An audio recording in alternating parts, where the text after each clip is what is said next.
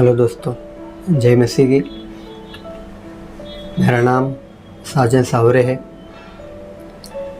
मैं आज आप लोगों को मेरे जीवन में जो परमेश्वर ने अद्भुत काम किया है, किस तरह मसीह में आने से पहले मेरा जीवन था और मसीह में आने के बाद मेरा जीवन किस प्रकार चल रहा है, और किस प्रकार परमेश्वर ने एक 10 साल के बच्चे को उसके मार्ग में बुलाया और उस 10 साल के बच्चे के द्वारा उसके पूरे परिवार को मसीह में किस तरह से लाया। ये बात मैं जो मेरे जीवन की जो सत्य घटना, जो सत्य गवाही है, वो बताने वाला हूँ। मुझे लगता है कि इस बात को आप लोगों के सामने रखना ज़रूरी है, इसलिए मैं इस बात को बता रहा हूँ। तो आइए हम शुरू करेंगे। ये बात है 2006 की। उस वक्त मैं 10 साल का था और यूँ ही बच्चों लोगों के साथ, दोस्तों के साथ खेल रहा था। उस समय पे कैसा है कि परमेश्वर उसका काम करने के लिए, उसके लोगों को चुनने के लिए कोई ना कोई चीज़ का एक ज़रिया ढूंढता है। उसी तरह उस समय भी ऐसा ही हुआ। जब मैं खेल रहा था, 10 साल की उम्र का था जब मैं खेल रहा था, वो टाइम पे एक गाड़ी मामा करके एक आदमी थे, बुजुर्ग थे, और मैं खेलता हुआ उन्हें दिखाई दिया।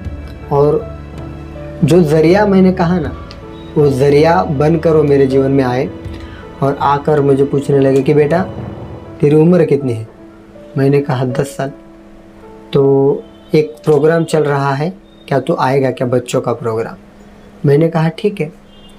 तो मैंने ठीक कहते ही वो मुझे लेकर गए और लेकर जाकर एक कलीसिया में, एक चर्च था। हालांकि वो टाइम पे मुझे नहीं पता था कि ये चर्च है, लेकिन वहाँ पे बहुत सारे बच्चे लोग बैठे हुए थे, तो मैं भी वहाँ पे बैठ गया। बैठने के बाद फिर वहाँ पे ऐसा कुछ गेम्स खेलना या कुछ बातें बताना, सॉन्ग्स, डांस वगैरह हो रहा था।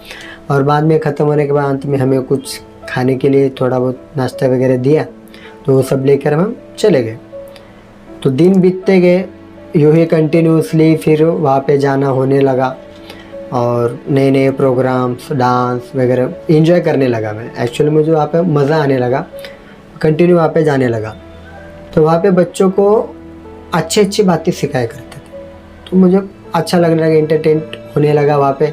चलो कहीं पे भी बाहर भी जाके भी घूमना है, खेलना है दोस्तों के साथ, सोचा यहीं पे टाइम पास कर लेते। टाइम पास करने के नज़रिए से मैं जा रहा था, एंजॉय कर रहा था, क्योंकि खाने को भी मिलता है। आप सभी को तो पता है, बच्चों लोग को खाने को दो तो कहीं पे भी चले जाते। तो ऐसा मेरा जीवन था। तो फिर धीरे धीरे कंटिन्यूसली जाते जाते साल, 1.5 साल, 2 साल बढ़ने लगे। बढ़ते बढ़ते एक टाइम ऐसा आया कि मैं कंटिन्यूसली जाने लगा। फिर धीरे धीरे मैं उस कलीसिया में, जब संडे की प्रेयर वगैरह होती है, उसमें भी शामिल होने लगा, तो मुझे अच्छा लगता था। फिर वहाँ पे जो पासवान थे, जो फादर होते, वो जो भी सिखाते थे, अच्छी अच्छी बातें सिखाते थे, जैसे कि माता पिता का आदर करो, उनका सम्मान करो, गाली नहीं देना है, सबके साथ अच्छा व्यवहार करना है। ये बातें जब वो बताते तो मुझे अच्छा लगा, या सच में कुछ तो अच्छा सीखने को मिल रहा है यहाँ। तो उस बात को लेकर मैं कंटिन्यूसली फिर चर्च में भी जाने लगा। फिर दिन बीतते गए, साल बीतते गए। जब 2006 में मैं जाना शुरू किया था, 2010 कब आया मुझे भी पता नहीं चला। फिर मैंने जब मसीह को जाना कि सचमुच परमेश्वर क्या होता है, वो क्या कर सकता है, मसीह के बारे में स्टडी करने लगा, बाइबल पढ़ने लगा। तो यीशु मसीह के बारे में मैं जानने लगा कि यीशु मसीह ने ये चमत्कार किए, वो चमत्कार किए, इस सब बातों को मैं जानने लगा। तो मुझे लगता था अरे ऐसा थोड़ी होता है, वो तो किताबों में लिखा है, सच में ऐसा कहाँ होगा। क्या हम कहते हैं ना कि जब तक हमारे साथ में कुछ एक्सपीरियंस ना हो, तब तक हमें उस चीज़ का बोलते ना अनुभव नहीं होता है कि हाँ ऐसा हो सकता है, हाँ ये भी हो सकता है, ये नहीं हम जानते। तो ऐसा ही एक घटना मेरे जीवन में हुई कि मेरी जो मामी है, बीमार थी, बहुत बीमार थी। उनको हॉस्पिटल में एडमिट किया गया था और उनके शरीर में खून की कमी थी, तो उनको ब्लड चढ़ाया गया। 3-4 बॉटल चढ़ाने के बाद भी उनके शरीर में एक बूंद का खून नहीं बढ़ा। हम अचंभित थे कि ऐसा कैसे हो रहा है, इतना खून चढ़ाने के बाद भी क्यों नहीं बढ़ रहा है। तब मुझे ख्याल आया कि अरे हाँ, मैं जहाँ पे जा रहा हूँ, जो चर्च में जा रहा हूँ, वहाँ पे मैंने ये सुना था कि यीशु मसीह मतलब जो भी बीमार है, जो भी लंगड़े हैं, जो भी अंधे, उनको चंगाई करता है, बीमारों को, रोगियों को चंगा करता है। तो कहीं मैं वहाँ पे जाके उन लोगों को तो कहूँ कि मेरी मम्मी के लिए दुआ करे। तो मैंने वैसा ही किया। वहाँ के जो पासवान थे, वहाँ के जो लोग थे, उनको कहा कि मेरे मामी का ऐसा ऐसा है, वो हॉस्पिटल में एडमिट, उनके लिए दुआ कीजिए। तो वो भी उनके लिए दुआ करने लगे। और मैं खुद, मुझे जितना भी यीशु मसीह के बारे में पता था, जितना भी प्रार्थना करने को आता था, वैसा मैंने किया। और उसी के थोड़े देर के बाद हॉस्पिटल से कॉल आया, मेरे मामा वहाँ पर थे, हॉस्पिटल से कॉल आया कि उनकी खून जो उनके शरीर में कम था, उनके शरीर में वो खून ऑटोमेटिक बढ़ने लगा, विदाउट बॉटल चढ़ाए खून की, ऑटोमेटिक बढ़ने लगा। तो जब मैंने इस बात को सुना, तब मुझे एहसास हुआ कि सचमुच परमेश्वर, अगर दिल से अगर परमेश्वर का हम कुछ मांगते हैं तो परमेश्वर सचमुच उस चमत्कार का हमारे जीवन में करता है। तब से लेकर मेरा जो दिल है, मेरा जो मन है, पूरा परमेश्वर पे मैंने डाल दिया। मैंने कहा कि सचमुच परमेश्वर कुछ भी कर सकता है। जो बातें मैं सुन रहा था, जो बातें मैं देख रहा था, जो बता रहे हैं, प्रचार कर रहे हैं, जो लोग वहाँ पे बता रहे कि यीशु मसीह ये करता है, वो करता है, चंगाई करता है, उन बातों को जब मैंने सुन रहा था, उस बातों को जब मैंने अपने लाइफ में एक्सपीरियंस किया, तब मुझे सच में लगा हाँ, सचमुच यीशु मसीह कुछ ऐसा कर सकता है। तब से मैंने ठान लिया कि नहीं, अभी जो भी होगा मैं पूरा मेरा जीवन प्रभु यीशु मसीह के लिए दूंगा। तो 2010 में मैंने प्रभु पिता पुत्र पवित्र आत्मा के नाम से बपतिस्मा लिया, और बपतिस्मा लेकर अपना जीवन में परमेश्वर में बिताता चला गया। धीरे धीरे दिन कैसे बीत रहे हैं कुछ पता नहीं चल रहा है, साल कैसे बीत रहे कुछ पता नहीं चल रहा है। एक टाइम ऐसा आया कि 2015 के समय में मेरा भाई का डेथ हो गया, बड़े भाई का। तो वो टाइम पे मुझे ऐसा लगा अरे मैं तो परमेश्वर का इतना प्रार्थना करता हूँ, इतना परमेश्वर में मगन रहता हूँ, फिर भी मेरे जीवन में परमेश्वर ने मेरे भाई को क्यों छीन लिया मुझसे। इस बात को आप गौर कीजिए। कभी कभी आपको भी ऐसा लगता रहेगा कि मैं तो इतना प्रार्थना करता हूँ, इतना ये सब कुछ करता हूँ, परमेश्वर में इतना ईमानदार हूँ, फिर भी मेरे जीवन में ऐसा क्यों। क्या होता है, परमेश्वर हर परीक्षा में हमें डालकर देखता है कि हम उसमें कैसे स्थिर रहते। उस वक्त भी मैं परमेश्वर को कोस रहा था कि प्रभु तूने ऐसा क्यों किया, मेरे भाई को मुझसे क्यों छीन लिया। तब मुझे लगा कि जो परमेश्वर सब कुछ कर सकता है, वो कुछ भी कर सकता है। और जो मेरे जीवन में घटना हुई,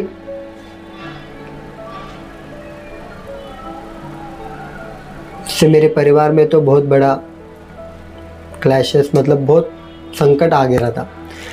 ये टाइम ऐसा था कि परमेश्वर को छोड़ दो और अपना अपना जीवन बिताओ। लेकिन उस वक्त भी मैंने खुद को संभाला, बोला नहीं, परमेश्वर जो हमारे जीवन में करता है वो अच्छे के लिए ही करता है, जो भी काम हमारे जीवन में करता है अच्छे के लिए करता है। उस वक्त भी मैं डटे रहा, परमेश्वर में जुड़ रहा और परमेश्वर में कंटिन्यू बढ़ते रहा कि बोला कि प्रभु जो भी होगा तेरी इच्छा के अनुसार होगा, तूने कुछ तो योजना रखी होगी इसलिए वो हुआ। तो इस बात को मैं छोड़कर परमेश्वर में और बढ़ता चला गया। धीरे धीरे प्रार्थना में इतना मग्न होते गया, प्रार्थना में बढ़ते गया, कंटिन्यूसली प्रार्थना वगैरह करने लगा। और फिर उसके बाद एक साल बाद 2016 में परमेश्वर ने एक अच्छी सी लड़की मेरे जीवन में लाई। उसके साथ विवाह करके एक साल बाद 2017 में परमेश्वर ने उसके आशीष के रूप में मुझे एक संतान को दिया। और मैं, मेरी बीवी, मेरा बच्चा, मम्मी पापा, हम सब परमेश्वर में जाने लगे। लेकिन वो टाइम पे ऐसा सिचुएशन था कि कहीं पर भी हम प्रार्थना में जाते थे तो पिताजी जो थे वो मतलब पूरी तरह से परमेश्वर में नहीं आए हुए थे। वो हम अगर प्रार्थना में जाते थे तो हमें वो मतलब डांटते थे। एक सीन ऐसा था कि जब हम एक जगह पे प्रार्थना में बैठे थे तो हम लोग प्रार्थना कर रहे और पिताजी बाहर से एक बड़ा बम्बू लेकर आए हमें मारने के लिए। उस वक्त भी शैतान बहुत सी समस्या हमारे जीवन में लाया परमेश्वर के मार्ग से हटाने के लिए, लेकिन उस वक्त भी हम डटे रहे कि मेरा परमेश्वर सच्चा है, वो सच्चाई है और हम उसके मार्ग से नहीं हटेंगे। शैतान कितना भी उसका काम करे, हम उसके मार्ग से नहीं हटेंगे। हम उस वक्त भी डटकर वहीं पर प्रार्थना करते हुए बैठे रहे। एक टाइम ऐसा आया, दिन बीतते गए, साल बीतते गए, एक टाइम ऐसा आया कि जब जहाँ कहीं भी प्रार्थना होती थी, पिताजी ने अगर वो आवाज़ को सुना प्रार्थना की, अगर हम घर में रहेंगे तो हमें बोलते थे, अरे बेटा वहाँ पर प्रार्थना चालू है, आप गए क्यों नहीं। ये बदलाव कब आया? जब जिस वक्त हम प्रार्थना में बैठे थे, जब पिताजी बम्बू लेकर दरवाजे पर खड़े थे, उस वक्त हमने प्रार्थना को छोड़ा नहीं, उस वक्त हम शैतान के आहारी गए नहीं। हम शैतान को ठुकराए और परमेश्वर से प्रार्थना की, प्रभु ये जो शैतान हमारे जीवन में रुकावट कर रहा है प्रार्थना में बढ़ने के लिए, इसको तो हमसे दूर कर। परमेश्वर ने उस प्रार्थना को सुनकर उस शैतान के काम को वहाँ से दूर किया और हमें परमेश्वर में बढ़ने के लिए और मदद किया। उसका चमत्कार ये है कि आज कहीं पर भी अगर प्रार्थना होती है तो पिताजी बोलते हैं कि बेटा वहाँ पे प्रार्थना हो रहा है, आप गए नहीं, जाओ वहाँ पे प्रार्थना अटेंड करो। ये होता है बदलाव। परमेश्वर हमारे जीवन में इस प्रकार काम करता है। जब तक कोई भी चीज़ हमारे जीवन में, खुद के जीवन में नहीं होते, तब तक हम उस चीज़ को एहसास नहीं कर सकते, अनुभव नहीं कर सकते, और तब तक हम दूसरों को अपनी गवाही नहीं बता सकते। इस तरह परमेश्वर ने मेरे जीवन में काम किया। मेरा घर ऐसा छोटा सा ही था। शादी करने के बाद भी भाड़े से, रेंट पर ही मुझे रहना पड़ता था। इतना छोटा घर था कि बारिश सिचुएशन इतनी ख़राब थी कि बारिश अगर होती भी थी तो घर में चारों बाजू से पानी गिरता था। परमेश्वर से बहुत रो रो के प्रार्थना करता था कि प्रभु ये जीवन मेरा कब ठीक होगा। मैं तेरी इतनी प्रार्थना उपासना करता हूँ, मेरा ये जीवन कब ठीक होगा, मेरे को अच्छा घर कब मिलेगा। हम कितना भी योजनाएं बनाए, हम कितना भी कल्पनाओं को करें, हम कितना भी स्क्रिप्ट लिखे, जब तक परमेश्वर की योजना हमारे जीवन में पूरी नहीं होती है, जब तक वो नहीं चाहता कि हमारे जीवन में पूरा करे, जब तक वो सही समय नहीं आता है कि ये समय है तेरा घर बांधने का, ये समय है तेरा परमेश्वर में बढ़ने का, ये समय है तेरा शादी करने का, तब तक, जब तक वो समय नहीं आता है, तब तक हमारे जीवन में कुछ नहीं होता। टाइम ऐसा आया, शादी होने के बाद 5 साल के बाद, जब मेरा जो छोटा सा घर था, परमेश्वर के जो हम लोग कंटिन्यूसली प्रार्थना करते, तो प्रार्थना का उत्तर हमें मिला। शादी के 5 साल बाद मुझे प्रार्थना का उत्तर मिला। जो मेरा छोटा सा घर था, आज परमेश्वर ने उस लायक मुझे बना, उस सामर्थ्य से मुझे भरा कि मैं उस छोटे से घर को एक बड़ा घर बना सकूं। आज परमेश्वर के दया से एक छोटा सा घर था, उसके जगह पे आज मेरे पास 3 फ्लोर का मेरा घर है खुद का। इसलिए मैं परमेश्वर का नाम का धन्यवाद देता हूँ कि जो बातें हमारे लिए असंभव है, वो बातें परमेश्वर के लिए असंभव नहीं है, उसके लिए वो संभव है। वो बातों को हमारे जीवन में करता है। गए महीने में सितंबर में परमेश्वर ने एक संतान के रूप में, एक लड़की के रूप में परमेश्वर ने मुझे और एक आशीष दी। परमेश्वर के नाम का मैं धन्यवाद देता हूँ कि आज मेरा पूरा परिवार परमेश्वर में, कलीसिया में जाता है, प्रार्थना में लगे रहता है, मसीह में जीवन बिताता है। इसलिए मैं परमेश्वर का नाम का धन्यवाद देता हूँ कि हर एक बातों से, हर एक बुराई से, हर एक बुरी चीज़ों से परमेश्वर ने हमें संभाले रखा है और संभाले रखकर आज उसके मार्ग में हमें बढ़ा रहा है। इसलिए परमेश्वर का नाम का धन्यवाद देता हूँ। और आज मैं जिस घर में 2 जन बैठने के बाद घर समाप्त होता था, आज उसी घर में जो टेरेस का फ्लोर है उसमें मैं परमेश्वर के नाम की महिमा करता हूँ, अपने लोगों के साथ परमेश्वर की प्रार्थना करता हूँ, वहाँ पर प्रार्थना चलाता हूँ। और परमेश्वर ने उस बातों के लिए मुझे अगुवाई किया, उस बातों के लिए मुझे सामर्थ्य दिया, उस बातों के लिए मुझे संभाले रखा। इसलिए परमेश्वर का नाम का मैं धन्यवाद देता हूँ।